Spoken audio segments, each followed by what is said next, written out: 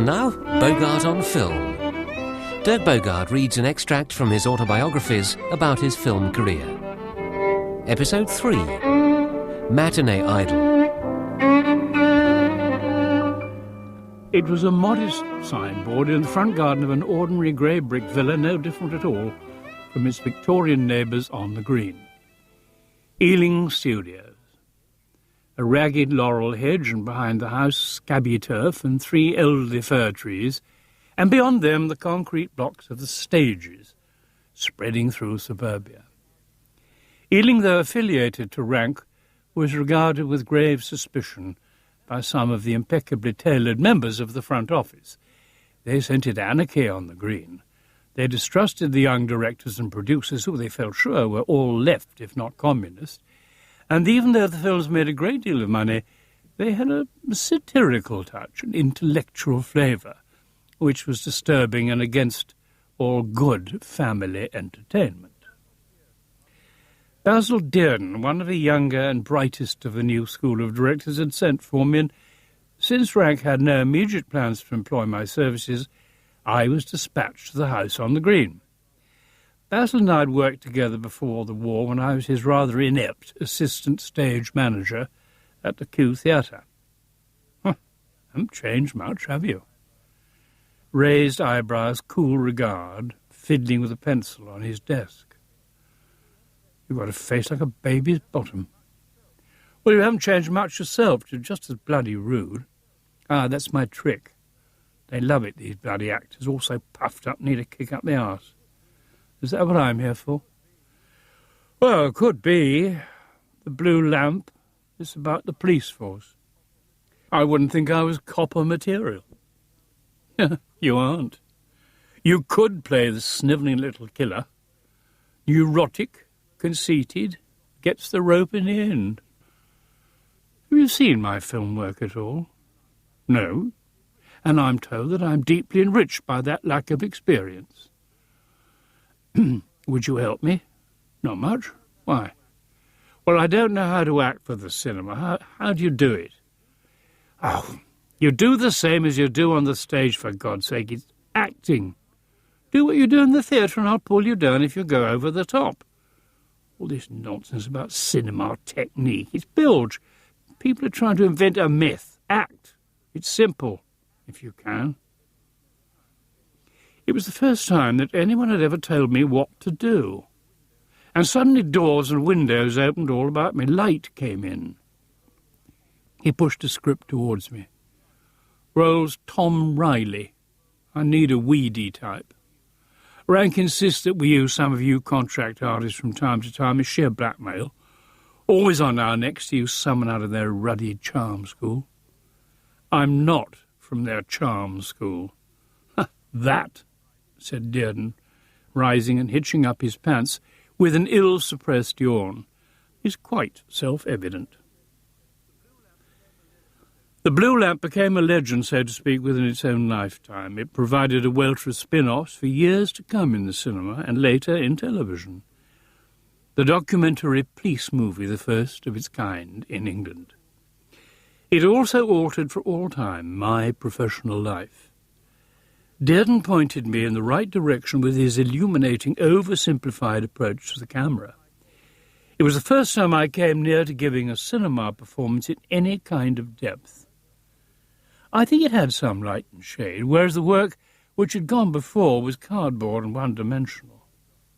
In this semi-documentary method of working, I discovered, to my amazement and lasting delight, that the camera actually photographed the mind process, however hesitant it was, however awkward. I was never to be satisfied again with a one-dimensional performance, and neither was the camera, which now became the centre of my whole endeavour. One day Miss Betty Box, on a long and tiring journey from Scotland, left her train for a few minutes at Crewe to purchase a book to while away the remainder of the trip to Euston. She was quite unaware that this simple action was to switch the points, so to speak, not only on her own life, but on mine. By the time she reached London, She'd made up her mind to buy the rights of the book, and being the most far-sighted producer in the Rank organisation at the time, did so, had a script roughed out, and sent it to me to see if I would like to play the young student. It was called A Doctor in the House. I was not, I remember, immediately impressed. It all seemed a bit light, the role a bit dim-witted, and every other character had funnier things to say and do.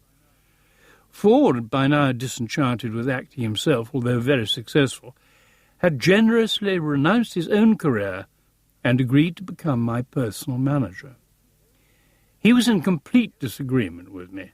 Here was a comedy for the first time, which could well be an important success and lead me away from the spivs and service heroes to which I was becoming addicted. He urged me to accept the offer immediately before it went to someone else. Impressed by his seriousness, I telephoned Miss Box and said yes. But Miss Box, in her low and pleasant voice, confessed that there was, unfortunately, a hidden snag. Mr. St. John, she explained gently, was strongly opposed to her choice of myself for the part. He didn't think that I could play light comedy. My métier, he said, was action. I didn't have the necessary charm or lightness. Miss Box, happily for me and my future, disagreed with him. She had a hunch it would work. So fortunately did her director, Ralph Thomas, and together they fought a quiet battle to get me and won. There is no question in my mind that if they had not taken this courageous stand, I should never have had a career in the cinema at all. It was the absolute turning point. It was one of the happiest times I've ever spent in a studio. Made all the happier when one morning I was taken in a great bear hug from behind, and a well-remembered voice said in my ear, "Caught you up at last." Kenneth Moore. It had taken 6 years from the tatty dressing room in the New Lindsay Theatre to this splendid moment, made all the pleasanter eventually when he stole the picture from under all our noses. But as Dr. Simon Sparrow, I did surprisingly well. The film was a phenomenal success at the box office, and Betty and Ralph immediately started planning sequels. Their hunch and Olive Dodds's astute strategy had paid off. It seemed that at last things were going to be all right for a time. I'd proved my worth. The second Doctor film was my 18th picture. Although I was handing out cups at gymkhanas and playing my squire role to the hilt, I was still just hopping about from film to film whenever I was lucky enough to be asked. It didn't make for a settled feeling. I knew that as long as the Doctor films would be made, I should probably be asked to be in them. But apart from that, and they could only happen now and again, there was a clear lack of interest from above. There were also rumbles of doubt and worry in the studio, which writhed with rumours of changes to be made, heads to fall, and new brooms sweeping clean. A mounting panic almost choked me. After all, no one could prove that I'd actually been anything very much to do with the success of A Doctor in the House. The film itself was the winner, and I'd shown no definite signs yet to them that I was box office. Even Olive Dodds could offer little comfort. She, too, who always smiled, was now looking fairly grim, probably worrying about her own job. I only hoped that when the blow came, I would be able to weather it. The blow was a summons to lunch at the Dorchester to meet Mr. Rank's chief accountant. I experienced a slight flicker of hope. If I were to be dropped, surely Earl St. John would have sent the news personally, and with pleasure. John Davis started off by saying that certain changes were to be made generally, and that he was about to take a personal interest in the cinema section. If I had the stamina to carry it through, he would make me into one of the biggest box office attractions Rank had ever had. How did I feel about that? I felt fine. He demanded complete loyalty, dedication, and submission to the plan which he had in mind. There were already 5 films in a row, some of which would be produced by the Box Thomas team, with whom I'd worked so very happily and successfully. Successfully was what he really meant. There was to be no room for anything but success. Mr. Davis was going to be extremely tough as a boss and very demanding. He asked for total commitment and faith in him. I said that he would have them. On the journey back home, I was pardonably in a state of mild euphoria. The signal was green. Now someone else, apart from the ever loyal Olive Dodds, believed I might have a potential at rank. I was to be manufactured like a stick of seaside rock, a commercial creation, pure and simple. That, of course, was the hidden message buried in the smoked salmon and the poulet l'estragon. In return for loyalty, devotion, commitment, stamina and faith, I should be raised to the giddy heights of a box office attraction. I promised all these. No one, however, had mentioned the word acting. Seaside rock, as one knows, is a sticky, insubstantial, unnourishing piece of confectionery, meant only to be enjoyed at the moment and soon forgotten. As such, I prospered very acceptably. I felt that nothing more was expected of me by rank, or would even be allowed.